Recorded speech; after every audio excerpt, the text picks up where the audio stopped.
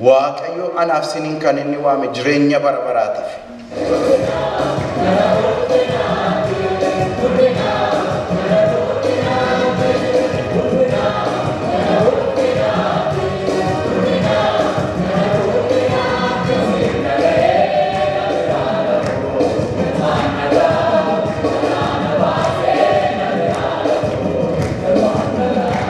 The mountains were covered with its shade, the mighty cedars with its branches.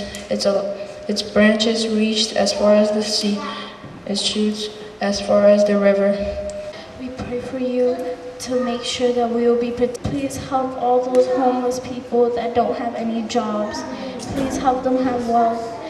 Please make sure that everyone in this world will be protected by you.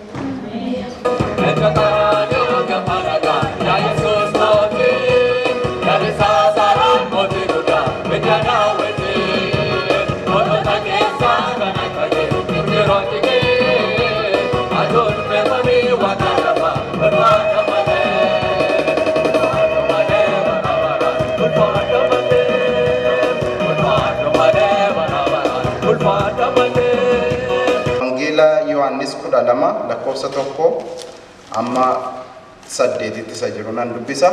Maqaa gooftaatiin nan dubbisa akkas jedha. Ayyaaneffamu Faasikaa guyyaa ja'a jiru Yesuus Bitaaniyaa iddoo Alaazaar ture dhaqee inni Yesuus warra du'an keessaa dammaqse ture. Achi irbaata qopheessuuf Maartaa inni ergamti. Alaazaar garuu warra isaa wajjin maaddiitti dhiyaatan keessaa tokko ture. Maariyaam yommuu urgooftuu dibata makaa hin qabne hidda biqiltuu gati jabeessa naardos jedhamurraa kan hojjetame akka walakkaa liitirii kan ta'u fuutee miilla Yesuus lachuu dibde rifeensa mataa isheetiin haxoofte manichi immoo foolii urgooftuu sanaan hin guute. Kun sagalee Waaqayyooti. Waaqayyoon kadhannu. Si galateeffannaa, si jajannaa, ololsi qabnaa. Akka nu galutti waaqayyummaa kee kan nutti mul'iste Waaqa jiraata. Yeroo kanatti fuuldura kee jirra. Yeroo kanatti akka Maariyaam urgooftuu siif finne si fuuldura jirra. Oolmaati nuuf gooteef ilaalchati nu ilaalteef as jirra. Waaqayyo siif sagaduudhaaf as jirra. Ofirratti si moosisuudhaaf as jirra. Maqaa Yesuusiin galanni siif haa ta'u. Carraa qabeessa nu goote maqaan kee kan eebbifame haa ta'u. Yaa Waaqayyo yeroo kanatti si kadhanna. Maaddiitti dhiyaanneerra yaa Waaqayyo anaaf sabni kee. Yaa Waaqayyo waa tokko malee saba kee immoo kan deebistee hin beektu kan nuuf ta'u akka nutti dubbattuuf hin si kadhadha. Waaqayyo kan jireenya keenyaaf nuuf ta'u kan borii keenyaaf nuuf ta'u kan ijoollee keenyatti guddisnu sanuuf ta'u sagalee kee ati nuuf darbadhu. Kana waan nu gootuuf maqaan kee haa eebbifamu. Maqaa Yesuus Kiristoosiin ameen. Maariyaam oolmaa isheedhaaf ta'e keessatti jireenya ishee keessatti illuushinii miti Waaqayyo waaqessuun. Waaqayyo waaqa tangibilii ta'edha. Waaqayyo waan jireenya namaa irratti tokko lama sadii jedhee nama lakkoofsisu waan ta'eef obboleettiin kun Waaqayyo waaqessuudhaaf baay'ee hin seesne, baay'ee ishee hin dhiphisne, baay'ee asiif achi akka isheen hin jenne sagalee Waaqayyo kun hin dubbata. Saqabdu keessaadha gati jabeessa isa ta'e baattee gara miilla Kiristoos akka isheen dhufte sagalee Waaqayyo kun nutti dubbata. Lafti Waaqayyo waaqeffamu qulqulluudha saba Waaqayyo. Lafti Waaqayyo waaqeffamu, lafti maqaan isaatti waamamu lafa ordinary miti. Yoomayyuu ordinary nutti fakkaata ta'e yoomayyuu mana sattaanu wajjin manni kun city councilitti the same street different number yoo qabaatellee maqaan Waaqayyo kan itti waamamu isaarraan kan ka'e manni Waaqayyo ulfina qabeessa. Manni Waaqayyo kan keessatti boqotu, Waaqayyo keessatti aarsaa kan fudhatu waan ta'eef mana Waaqayyootiif kan nu qabnu iddoo addaa ta'uu qaba jechuudha. Waaqeffannaa keessaan ni jalqaba Waaqayyoon sodaachuudha. Waaqayyoon ofirratti moosisuudha. Al tokko manuma koonatti fakkaata. Garuu manni Waaqayyo iddoo ulfina qabeessa.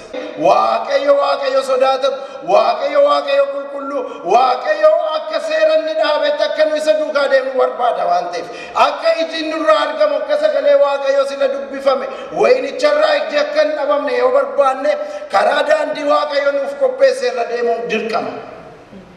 Waaqayyo guddaa waan ta'eef. Waaqayyo si waameera taanaan yeroo Waaqayyo eege obboleettii obboleessa koo. fakkeessuudhaan hin darbamu. Isatu nu rakkisees nu dhaabinu. Yeroo qaba Waaqayyo. Yeroo isaatti hin hojjeta dhuguma hojjenna. Yaadi Waaqayyo maalidha waaqeffannaa keessatti? Anni obboleessa kootti gufadheen aarsaan dhiyeessu Waaqayyo fuulduratti hin fudhatamu yoo ta'e isa korreekti gochuun kan abbaate jechuudha. Obboleettitti qabamanii aarsaan dhiyaatu Waaqayyo bukkee hin ga'u yoo ta'e kana sirreeffachuun kan keenya jechuudha. Asitti ka Maariyaamii jedha. Urgooftuu fiddeetu gara Yesuus dhufte. Maariyaamika jireenya ishee keessatti Gooftaa Yesuus kan inni godhee fi kan inni oolmaa inni godheef sana gisee yaadattu kan isheen fidde kompeeritti goote maaliin jechuudha waan gati jabeessan goote jechuudha. Waaqayyoof gisee aarsaa dhiyeessinu, gisee Waaqayyoof qalma jiraataa goonee jireenya keenya aarsaa dhiyeessinu, duuka bu'ummaa Waaqayyoon amanachuu duwwaatu mante qabeenyaa keenyaan illee Waaqayyoof sagaduutu nurra jira jechuudha. Maariyaam kana nu barsiisti asitti. Maali waaqeffannaan anaaf siif hinnee dhufnerra? Maali inni mana keenya nu tuttuqee nu fidee Waaqayyoof hin dhangalaasne jedha. Annaardoosiin hin qabadhee dhufe moo ammeenya obboleessa kootiin qabadhee dhufe moo ammeenya sanaaf kanaan qabadhee dhufe moo maaliin qabadhee dhufe Waaqayyo bukkee? Aarsaadhaan fidee dhufe dhuguma qulqulluudha. Dhuguma Waaqayyoon akkatti fudhata. Dhuguma keessa kootiidha. Dhuguma wangeelli isa jedhudha. Moo asitti waa'ee adda baluu obbo baluu fayyaada yoo akkas ta'anii akkasa jechaa ciniinnachaan dhufe Waaqayyo fuuldurata. Yaa saba Waaqayyo urgooftuu gaariin nu finnee dhufnu garuu qulqullaa ta'uu qaba. Maaliif Waaqayyoon nutti dhufne Waaqayyo garaa keenya beekudha. Waaqayyo ribuu keenya beekudha. Waaqayyo keessa keenya beekudha. Yeroon keenya ammadha. Waaqayyoof qulqullaa'u.